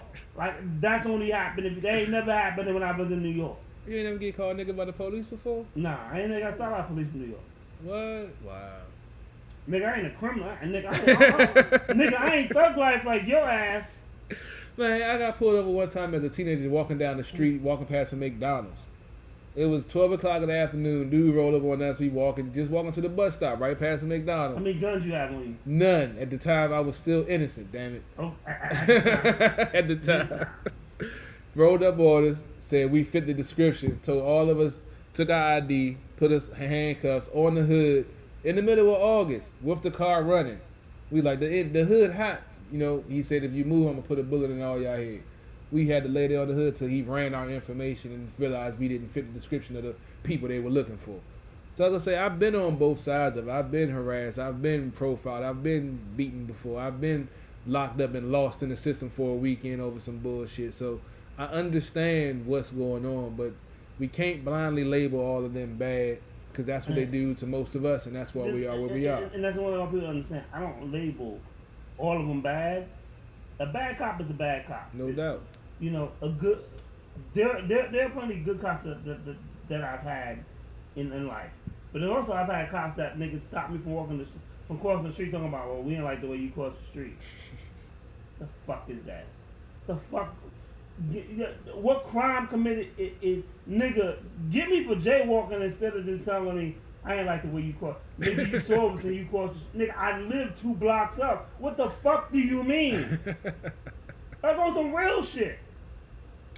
Just like being told you look like you don't belong, you live in this neighborhood. I've get pulled over for that before too. So. Well, nigga, you don't know, nigga, you so tough. You don't look like you belong in the ghetto. So I don't understand. I can understand that. Nah, man, that's profiling and that's wrong. Nigga, you look like you belong in a Roadhouse movie.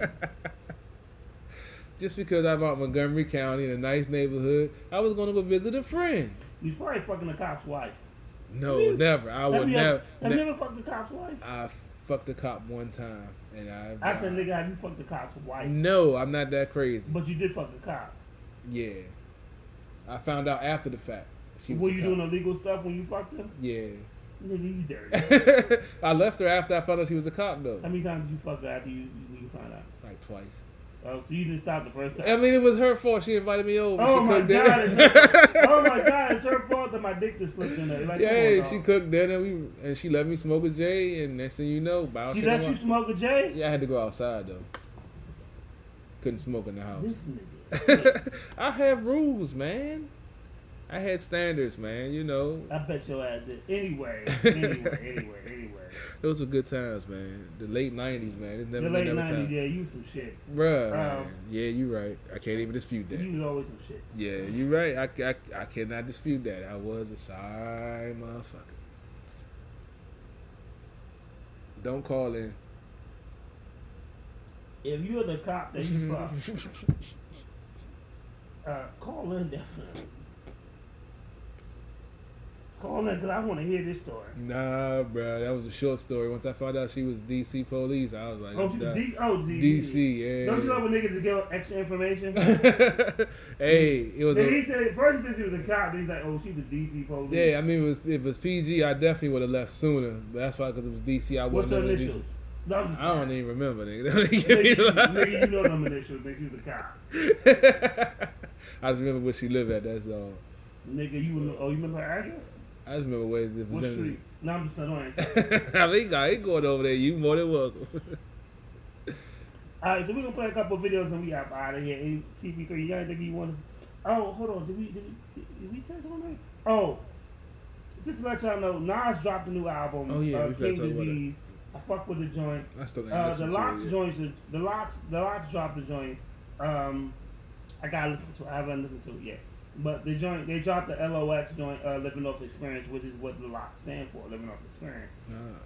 Never knew that. So I definitely gonna get that a listen. Styles and Jada, like I've actually seen them perform live, and they were probably one of the best hip hop acts I've ever seen perform. Jada is an underrated artist, man. Jada's a monster. That dude. Like for real, like I seen, and no disrespect to Sheik, I seen Styles and Jada perform, and when you got nigga, Styles is one of my favorite. Is probably my favorite member of the lot. For real? Yeah. Jada's more lyrical, but Styles that first album was crazy. Yo, we threw songs off the roof together. That shit was banging. But I seen them perform, and they was like each other's hype man. Like and Styles, who's in Philly, Gilly the Kid opened up, and Styles like went into the audience and was just phenomenal. I've always been a big Jada fan. I never really gave Sheik. Styles, I actually bought one of his mixtapes before, so I give him some credit. But Sheik, I really couldn't get in with Sheik. But Jada, his lyrical work, I listen to more of his mixtapes on YouTube than I do his mainstream stuff. Okay, yeah. Because his mixtapes, I mean, I was going back to early 2000s, and some of that shit he was saying, you like, Jada, that dude, man, and it's sad that he don't get the pub that he deserved. You know, some of the stuff that he that he say in his rhymes is some real shit, and he's a real lyricist and real MC, and it's sad that the game don't give credit to the folks that deserve it.